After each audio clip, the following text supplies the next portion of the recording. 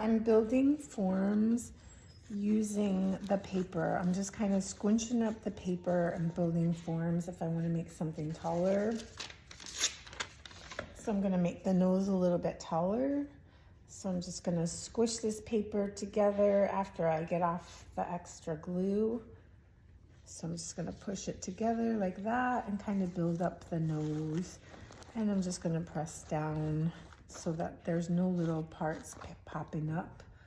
You can do the same thing with anything that pops up, right? So I noticed that the nostrils are about the same height as the cheekbones, which is really not accurate. So I'm going to just start to build up the nostrils a little bit more, so that it looks like it's popping out. And I might start to shape the lips as well. So you can kind of like take off the extra. And there's like a V shape in the middle of the lip. So maybe I'll start to like try to build that up. Again, I'm just kind of like trying to make the paper act more like a sculpture. Well, maybe I'll stick with this nose for a minute.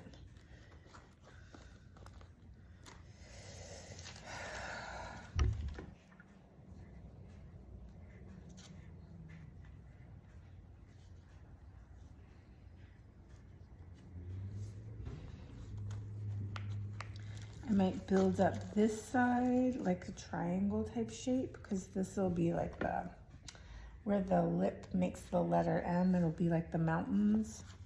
So I'll try building that up a little bit. And I'll build it up on the other side as well.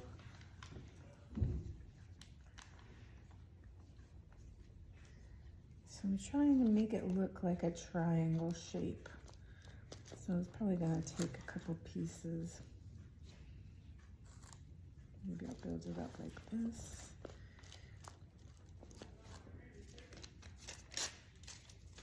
So I'm just kind of like folding the paper over a couple times to see if that helps me make something more like a shape. And there's like a U shape between the lips. So you can see it's starting to make like a V shape. I don't know if you can see that. Kind of like a V shape.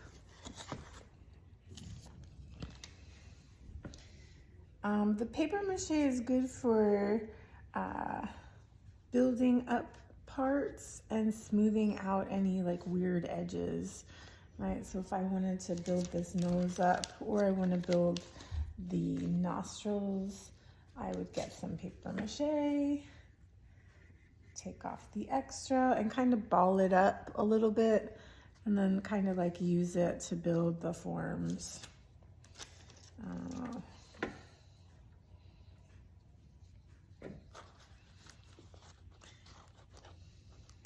Doing the other side of this. There's a space between the lips. I don't really have room for it though, but it's like a, yeah, I don't know if I'm gonna have room for that.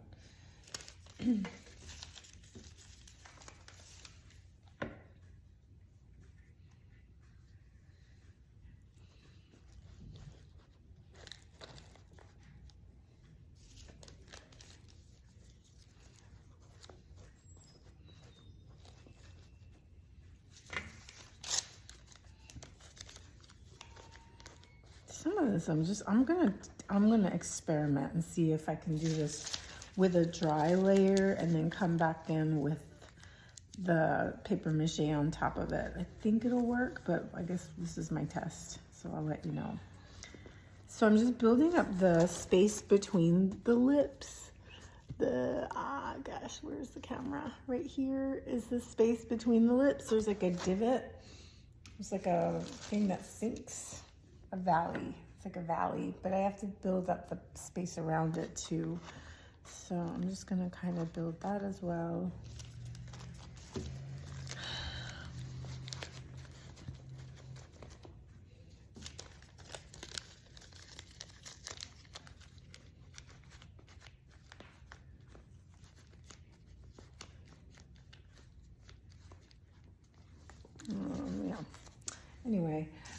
So the point of this is you're taking the extra glue off and we're making like a smooth layer. You don't want any edges popping up. You want to just cover the layer so that it's smoothed out. So.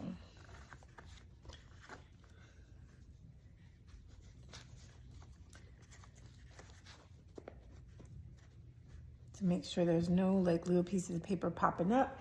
If they're popping up and you can't make them stop, I would just maybe take that piece off and try a smaller piece, because you don't want to leave it like that, because if you leave it like that, that's how your final is going to look. It's going to dry like that. And you always want to push in really close. So I don't know. And I'll try the clay next. But after you build up your shapes with the paper mache, any shapes you want to build up, you can cover it with another layer. So I'm just squeegeeing off the extra glue. It has to be enough glue that it stays put. I'm rolling this up and I'm putting it there. Rolling this up. Whoops.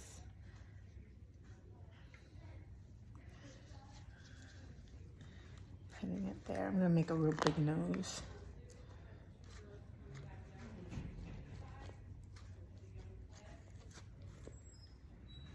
Okay. I can also come back around and just smooth out whatever I've built.